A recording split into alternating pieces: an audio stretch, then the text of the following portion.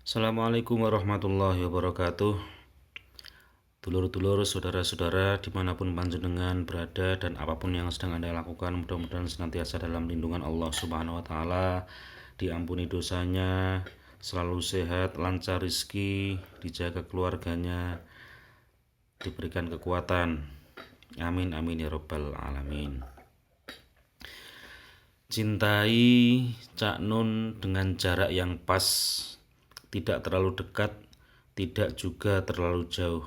Karena kalau terlalu dekat, itu nanti akan terjadi gesekan, karena bagaimanapun juga setiap orang itu punya pribadi masing-masing, punya keunikan karakter, punya jalan takdir sendiri-sendiri. Dan juga jangan terlalu jauh. Kalau terlalu jauh berarti ada hak yang kita dolim terhadapnya. Terlalu jauh yang seharusnya kita melakukan apa, kita tidak melakukan. Ya, itu juga kurang pas kalau terlalu jauh. Salah satu contohnya misalnya seperti yang kemarin ini kan, itu ketika ada Cak Nun di etrek-etrek, ya dihina-hina dan sebagainya, atau kita diam 1000 bahasa, itu juga kurang pas menurut saya. Tapi tentu ini juga dengan kapasitas kita masing-masing, sejauh mana kita punya kemampuan apa ya, kerentek, kepekaan untuk menjawab. Sejauh itulah tanggung jawab kita, karena bagaimanapun juga apa yang kita lihat, yang kita dengarkan, yang kita saksikan tentang Cak Nun ini itu adalah bagian dari takdirnya Gusti Allah mempertemukan kita dengan beliau. Maka kita juga harus memiliki satu respon sebagai rasa syukur. Nah, rasa syukur itu kita tunjukkan dengan merespon, agar respon itu bisa menjadi manfaat secara lebih dan lebih. Manfaat itu berkah, yang artinya adalah ziyadatul khair, kebaikan yang bertambah, atau ya bertambahnya kebaikan, ya seperti itu. Artinya cinta dengan jarak yang pas, tidak mengkultuskan, tidak mendewakan, tapi juga tidak meremehkan. Itulah cinta yang pas menurut saya. Karena Cak Nun sendiri itu pernah memberikan contoh, kalau kamu mencium tanganku, ini kata Cak Nun ya, yang kamu cium ini kan sebenarnya bukan tanganku, tetapi sesuatu yang menurutmu bisa kamu capai melalui tanganku ini ya. Jadi sesuatu yang menurut kamu bisa kamu capai melalui cara dengan mencium tanganku, tapi sebenarnya kan bukan tanganku ini yang kamu cium. Makanya ketika ada orang mencium tangan saya, itu saya langsung beristighfar kepada Allah. Ya Allah, engkau tutupi kesalahanku, engkau sendiri yang membimbing mereka untuk mencium tanganku, tapi sebenarnya bukan ini kan yang ingin mereka cium, tapi mereka memiliki tujuan yang jauh lebih luas, yang jauh lebih dalam daripada sekedar untuk mencium tanganku ini. Itu kata Cak Nun. Terus lagi ilustrasi lain, Cak Nun juga pernah mengatakan, eh, fokuslah kepada Mbah Nunnya, bukan kepada akunya, kan gitu ya. Nah, ini sekilas memang kayak membingungkan, tapi inilah filsafat. Dan dalam filsafat itu bukan sesuatu yang mengherankan. Ketika Anda misalnya pengen mempelajari Mbah Nun, coba ditelaah lagi secara lebih luas, secara lebih mendalam. Mbah Nun dalam pengertianmu itu siapa? Tentu bukan pribadinya itu, maksudnya ya sebagai suaminya Bunyai Novia, sebagai bapaknya Mas Sabrang, atau adiknya Cak Fuad, karena itu adalah pribadi seorang Cak Nun ya. Tapi kita sebagai jamaah ma'iyah pasti memiliki pandangan sendiri tentang siapa Mbah Nun ya. Jadi apa ya istilahnya ya, tentu bingkainya adalah dalam bingkai ma'iyah. Jamaah sebagai orang yang sedang mencari sesuatu dan ketemulah dengan Cak Nun, kemudian ada kecocokan di situ, kemudian kita bisa menemukan manfaat di situ. Nah, disitulah sebenarnya ada hubungan antara kita dengan Mbah Nun, yang nanti akan menentukan seberapa jauh, seberapa luas sikap yang akan kita tempuh untuk menjalani atau menyikapi siapa Mbah Nun terhadap diri kita. Kalau kita mendapatkan ilmu darinya, berarti beliau adalah guru. Kalau kita merasa mendapatkan teman di saat kita kesunyian, berarti beliau adalah sahabat.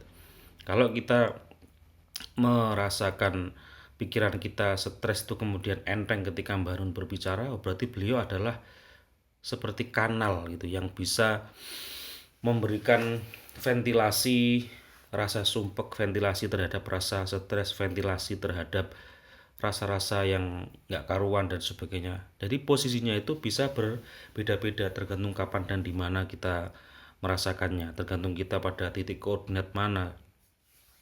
Seperti itu. Jadi mengatur jarak cinta itu penting ya, meskipun kata orang cinta itu tidak bisa dinalar, tetapi cinta sendiri itu dalam prakteknya ya dia butuh perhitungan sehingga bisa pas, tidak zalim, kita bisa bersikap adil sebagaimana mestinya.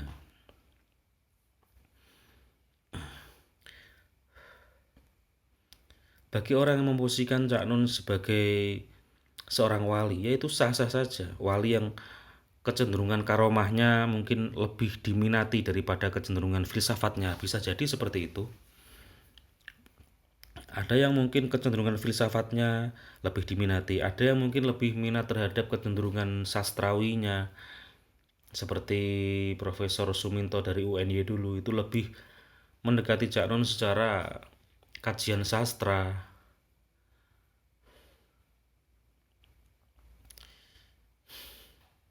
atau lebih mendekati Cak Nun sebagai sahabatnya mungkin, atau mendekati Cak Nun dari sudut pandang membantu dia mengatasi beban pikirannya, seperti itu ya. Kalau saya secara pribadi punya pengalaman hal itu juga ya, paling tidak dari segi filsafat, karena saya sendiri juga dulu kuliah di jurusan filsafat. Jadi kalau ada pemikiran-pemikiran yang out of the box, yang benar, yang paten, yang apa ya, yang tepat gitu, itu rasanya ada sesuatu yang mencerahkan dan itu menyehatkan, menggembirakan menurut saya. Dan juga salah satu peran Cak Nun dalam diri saya adalah seperti kanal tadi atau ventilasi tadi ya. Ketika ide, ketika psikologi mampet itu kan orang akan stres gitu. Nah, Cak Nun membuka pintu lain yang sebelumnya itu kelihatan seperti tabu atau tidak mungkin atau mustahil. Nah, Cak Nun bisa membuka ruang itu sehingga saya merasakan, oh ternyata ada jalan lain, oh ternyata ada sesuatu yang luas. Yang luas itu adalah rahmat Allah yang selama ini belum terbuka karena belum ada contoh dari orang-orang yang terdahulu, atau bahkan mungkin perjalanan kita yang kurang jauh atau bagaimana, bisa jadi seperti itu. Nah, tapi kemudian Allah menghadirkan seorang Cak Nun dengan gayanya yang seperti itu, nyentrik seperti itu, maka ini layak untuk kita syukuri dan kita harus bersyukur. Saya secara pribadi bersyukur karena Allah mempertemukan saya dengan Ma'iyah, dengan Cak Nun. Dan keunikannya Ma'iyah, keunikannya Cak Nun justru karena pembelajarannya tidak seperti di sekolah atau di kuliah. Karena kalau di sekolah, di kuliah sudah ada ya ngapain Ma'iyahan kan gitu. Maka Ma'iyah itu ya unik, harus unik memang.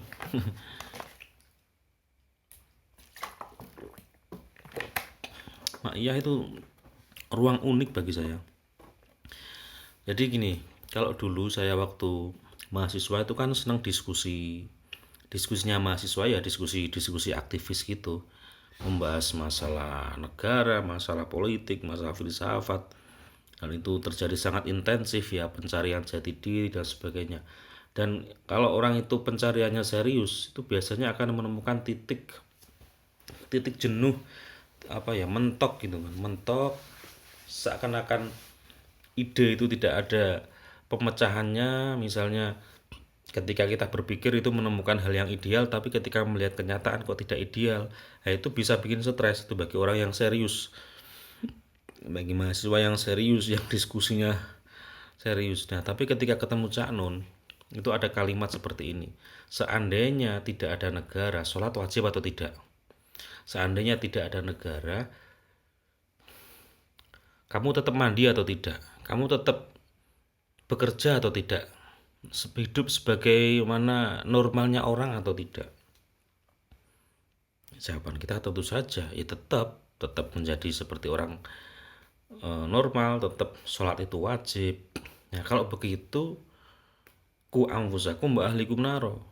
Kalau begitu ya jagalah kamu dan keluargamu dari api neraka. Artinya ambillah fokus yang kamu bisa jalankan. Jangan mau terdolimi oleh kedoliman orang. Jangan karena berpikir yang besar-besar, diskusi mahasiswa membahas hal yang besar-besar, membahas revolusi, membahas macam-macam, akhirnya membuat kita tertekan sendiri oleh sesuatu yang sebenarnya itu tidak perlu kita letakkan di dalam lingkungan atau rank pertama dalam hidup kita. Tapi ambillah fokus di tempat yang itu menjadi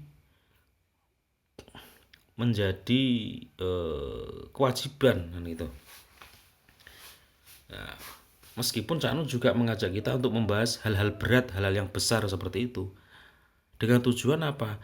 Supaya satu ya minimal kita mengetahui, dengan mengetahui itu kita bisa memaafkan seandainya kita itu dalam posisi terdolimi. Misalnya ketika ada undang-undang atau apa yang berpotensi untuk mendolimi kita, kan kita dengan diskusi itu kita tahu, dan dengan mengetahui itu kalau kita tidak bisa berbuat apa-apa, minimal kita bisa memaafkan jika kita didolimi. Lah itu loh, derajat memaafkan itu yang diajak oleh Mbah Nun kepada jamaah Ma'iyah. Ya karena kita nggak bisa berbuat apa-apa terhadap sesuatu yang besar dan itu bukan menjadi tanggung jawab kita.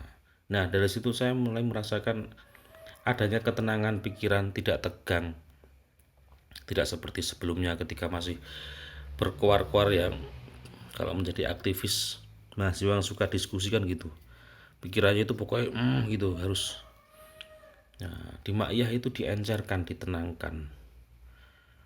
Dan dari Cak Nun lah saya belajar berbicara di depan masyarakat umum ya, di pengajian ibu-ibu sholawatan ya, itu saya belajarnya juga dari Cak Nun. Artinya bagaimana berbicara menyampaikan sesuatu tidak setegang kalau seperti di kelas atau seperti kepada para aktivis mahasiswa yang suka berpikirnya serius tapi nggak terjangkau itu.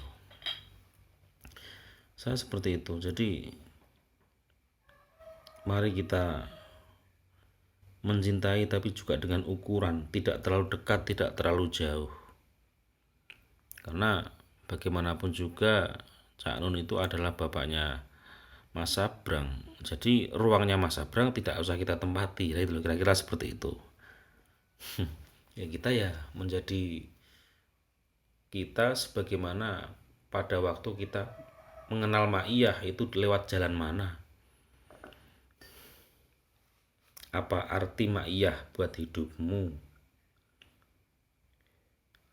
Di mana arti Ma'iyah untuk hidupmu? Temukan artinya, kemudian telateni jalannya. Kira-kira seperti itu saya juga menelateni berdasarkan jalan yang saya lewati. Tidak mungkin saya bisa menghayati Ma'iyah, menghayati Cak Nun sebagaimana yang Anda jalani. Itu tidak mungkin karena mungkin jalan kita beda. Saya melalui sudut ini, panjenengan melalui sudut yang lain dan sebagainya dan sebagainya. Kita punya pengalaman sendiri-sendiri pasti. Dan apakah saya setuju semua dengan pendapatnya Cak Nun? Ya tentu kalau setuju semua berarti ya bukan belajar. Karena kita lahir dengan takdir yang berbeda, ya pasti ada dong pendapat yang tidak sama dengan Mbak Nun. Ada hal ya wajar sekali, sangat wajar. Itu sangat wajar. Tetapi saya hormat sama Cak Nun, hormat, saya takdim. Nama Ma'iyahnya ini unik, satu tempat untuk berproses, wadah untuk kita berproses, satu wadah yang unik gitu loh. Yang sebelum-sebelumnya tidak pernah ada wadah seperti ini tuh nggak pernah ada. Karena rata-rata kalau orang sudah kumpul itu pasti minimal berseragam gitu. Nah dengan berseragam itu nanti konsekuensinya ya gerakannya seragam juga, diinstruksikan juga. Kalau di Ma'iyah kan tidak. Ya paling seragam waktu acara apa itu di Mojokerto itu Banawa Sekar. Itu yang sholawat itu dari mana itu dulu ya? Dari Hizbullah, itu himpunan sholawat, apa, Hamas, himpunan masyarakat sholawat, itu yang sholawatan seragam memang dibuat seperti itu. Kita memang itu acaranya khusus sih, Banawa Sekar. Cuman saya waktu itu nggak ikut ya, Pak, di Jogja ya. Itu acaranya di Mojokerto ya dulu, Banawa Sekar itu.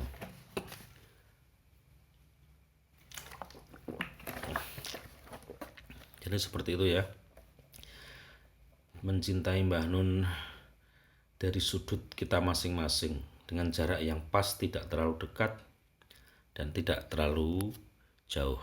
Nggih, demikian nggih, muga-muga bermanfaat. Allahumma sholli ala Muhammad. Assalamualaikum warahmatullahi wabarakatuh.